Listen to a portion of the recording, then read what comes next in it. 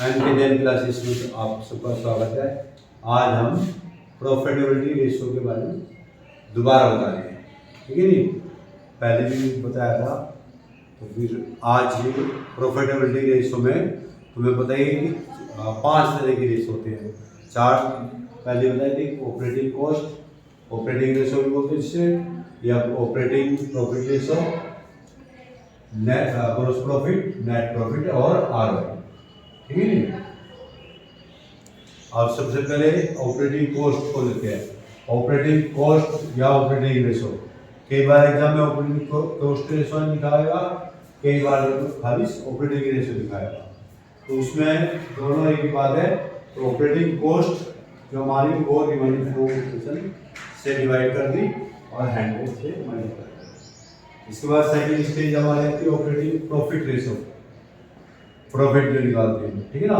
तो gross profit से पहले की बात है। Operating profit revenue from operation into 100।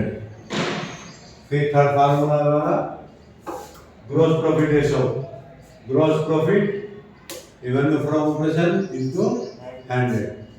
Last है हमारा नेट प्रॉफिट आफ्टर टैक्स, कहलाते हैं इसको। बिफोर टैक्स वाला एग्जाम में कम आता है, ठीक है? आप बिफोर टैक्स लिखा तो बिफोर टैक्स भी करना है, नहीं तो आफ्टर टैक्स करना है। कुछ नहीं लिखा तो आफ्टर टैक्स का तुम्हारे को उसको कैलकुलेट करना है। Net profit after tax oblique revenue from operation into 100। और रेवेन्यू फ्रॉम ऑपरेशन तुम्हें पता ही है, जिसे हम पहले पुरानी बात को सेल्स बोलते थे, सेल्स बोलते थे ना, उसे अब रेवेन्यू फ्रॉम ऑपरेशन कहते हैं। ग्रॉस प्रॉफिट पता ही है, इलाम से तुम करते आए हो। और ऑपरेटिंग कॉस्ट में क्या फर्क है वो देख लो। ऑपरेटिंग कॉस्ट में क्या क्या चीज आती है कि सबसे पहले रेवेन्यू फ्रॉम ऑपरेशन का कॉस्ट, जो सेल्स हमने करी है उसका कॉस्ट, ठीक है ना?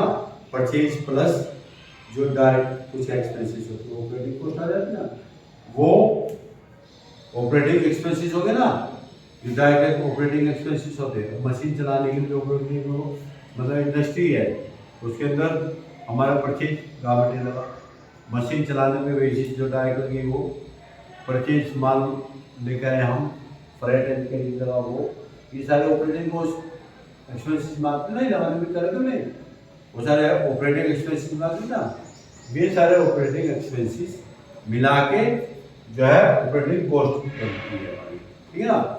Cost from revenue plus operating expenses. Administrative expenses कोई नहीं आते, सेलिंग एक्सपेंसेस कोई नहीं आते इसके अंदर। सेलिंग और एडमिनिस्ट्रेटिव एक्सपेंसेस जो आते हमारे नेट प्रॉफिट, ग्रॉस प्रॉफिट में नहीं आते, ठीक है ना? पैकेजिंग, लेबलिंग एक्सपेंसेस कोई नहीं आते इसके अंदर। तो अब ऑपरेटिंग प्रॉफिट में हमारे पास जो ग्रॉस प्रॉफिट था है हमारा, जो हमने पहले ट्रेडिंग अकाउंट में जैसे निकाला था, ग्रॉस प्रॉफिट में से ऑपरेटिंग एक्सपेंसेस हटा दिए, यहाँ तो उसमें हमने जोड़ दिया ना, वो ग्रॉस प्रॉफिट रेशियो बन गई और ऑपरेटिंग प्रॉफिट रेशियो। अब ऑपरेटिंग प्रॉफिट को दूसरा revenue from operation minus cost of revenue minus operating expenses, ये फार्मूला हो गया। दूसरा तुम्हारे पास अब आ जाओ नेट प्रॉफिट के लिए। नेट प्रॉफिट में 3 फार्मूले लिखे हैं। सिंपल ग्रॉस प्रॉफिट, सारे इनडायरेक्ट एक्सपेंसेस, किसी तरह के भी इनडायरेक्ट एक्सपेंसेस है हमारे वो माइनस कर दिए, इनडायरेक्ट एक्सपेंसेस ना, और इनडायरेक्ट इनकम हमने प्लस कर दी। ये हमारा नेट प्रॉफिट निकलता है, निकलता नहीं है? प्रॉफिट लॉस अकाउंट बनाते नहीं बनाते हो? ग्रॉस प्रॉफिट क्रेडिट साइड में लिखते थे, तो उसके साथ क्या लिखते थे? जितनी भी इनडायरेक्ट इनकम है, फिक्स एसेट से सेल करा है, इंटरेस्ट मिला है, कमीशन मिला है, वो सारी इनकम लिखते ना, वो सारी इनकम हो गई, इनडायरेक्ट इनकम आ गई ना सारी। और ऐसे इनडायरेक्ट एक्सपेंसेस हम डेबिट साइड में लिखते थे, वो माइनस हो गए। डेप्रिसिएशन है, एडमिनिस्ट्रेटिव एक्सपेंसेस है, सेलिंग एक्सपेंसेस है, प्रोविजंस जो भी बनाए हमने, बैड डेट्स, ये सब बनाए ना, provision for debtors, provision for bad debts जो भी बनाए हमने, वो सारे जो है इनडायरेक्ट एक्सपेंसेस। जो इसलिए मैंने 11th में भी तुम्हारे को डिवीजन वाइज बताया था, आगे तुम्हारे को समझ में आए। वही चीज़ें सारी हैं। एक एक शब्द याद करने की बजाय इनडायरेक्ट, जो मतलब उस पर डायरेक्ट प्रोडक्ट पे कॉस्ट नहीं दे रहे, प्रोडक्ट पे नहीं लगे, जो हमने बाद में उसमें उसको अच्छा सजाने के लिए, पैकिंग के लिए, ट्रांसपोर्टेशन के लिए, या फिर हमने एडवर्टाइजमेंट के लिए, मार्केटिंग के लिए, वो सब जो एक्सपेंस लगाए वो, या हमने प्रोविजंस डेप्रिसिएशन जो भी करे। ऐसे दूसरा फार्मूला नेट प्रॉफिट का हो गया, gross profit plus non operating income. और ऑपरेटिंग इनकम का ही sales of fixed asset, interest की इनकम है, कमीशन है, शेयर्स का डिविडेंड हमारे को मिल रहा है कुछ, वो सारी ऑपरेटिंग इनकम तो नहीं है।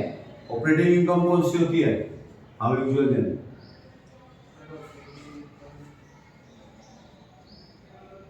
तो बोला बेटा कमीशन सर। ऑपरेटिंग इनकम कौन सी होती है?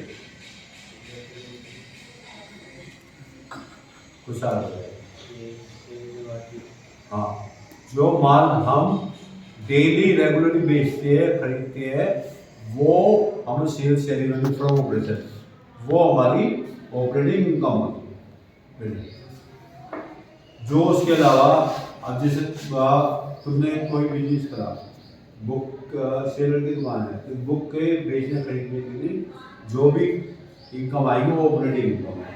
उसके अलावा कोई इनकम करता है, उसके दिवाली पे स्पेशल कुछ लगा देता है, या कहीं से कमीशन ले लेता है, या बैंक से इंटरेस्ट आता है, वो नॉन ऑपरेटिंग इनकम, ठीक है।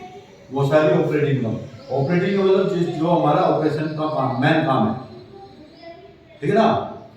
जैसे हम टीचर पढ़ाई सैलरी तो ऑपरेटिंग इनकम है हमारी, अगर सैलरी सब बना लें तो, अगर पब्लिक स्कूल में तो स्कूल की ऑपरेटिंग इनकम है ट्यूशन फीस, बिल्डिंग फंड लेता है, नॉन ऑपरेटिंग इनकम हो इसकी,